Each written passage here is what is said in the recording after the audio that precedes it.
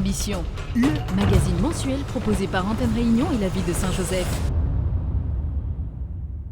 Mars 2020, mars 2023, 3 ans tout juste que la population a décidé de faire confiance à Patrick Lebreton avec 65,47% des suffrages aujourd'hui à mi-mandat.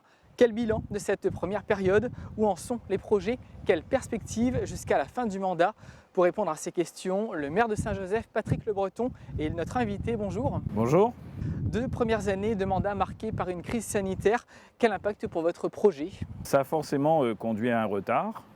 On a été élu le 15 mars, le 17 mars, donc officiellement on était mis sous confinement, sous cloche.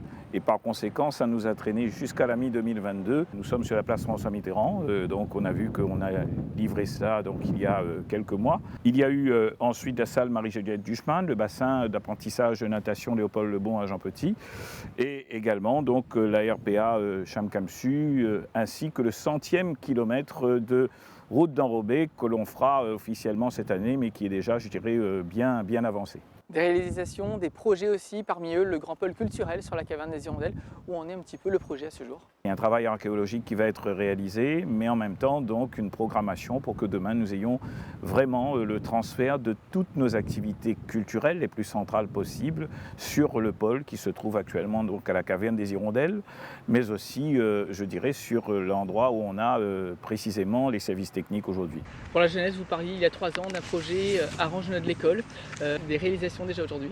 Oui, il y a eu 3 réalisations importantes puisque c'était dans le cadre de ce qu'on appelle la rénovation énergétique et thermique des écoles. Ça a mobilisé près de 800 000 € et c'est sur 3 écoles qui sont aujourd'hui très visibles. Celle de Parc à Moutons, celle de la Crête 2e village qu'on appelle aussi l'école Cryptoméria et celle de Jean Petit. Et nous avons maintenant une volonté sur 2023-2024 de poursuivre justement ces travaux. Enjeu important, l'activité, l'emploi. Où est-ce que vous en êtes un petit peu dans le développement de la ZAC Les Terrasses, mais aussi des écarts, l'Est, les Hauts et le centre-ville de Saint-Joseph? On a la construction d'une station qui est en train donc de se faire, de se terminer. Il y a un pôle privé aluminium qui est en train de se faire dans la partie production. Vous avez dû voir aussi un certain nombre de panneaux de futures réalisations, d'artisans, etc. On est vraiment le pôle d'attractivité du Sud profond. Vous en parliez au niveau aménagement et construction, aménagement routier et construction. Là aussi, il y a des travaux en continu quasiment. Entre la gare routière et donc les anciennes lières de famille, c'est-à-dire la rue Le Comte de Lille, on va faire un prolongement de ces travaux qui ont eu lieu il y a quelques années et ce sera une mise en double sens. Donc ça, c'est un premier élément.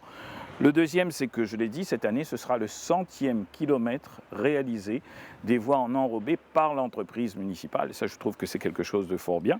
En 2026, on s'y projette justement. Quelle sera la place de la ville dans ce grand sud de la Réunion?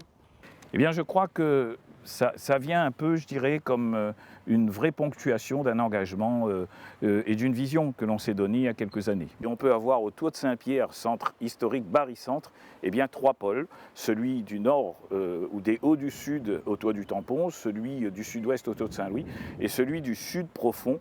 Nous pourrions faire véritablement de Saint-Joseph le pôle d'attractivité est du Grand Sud. De beau projet, donc merci Patrick Lebreton, merci à vous de nous avoir suivis. On se donne rendez-vous dès le 24 avril à 18h40. Toute l'information de Saint-Jo à retrouver en continu sur la page Facebook Ville de Saint-Joseph.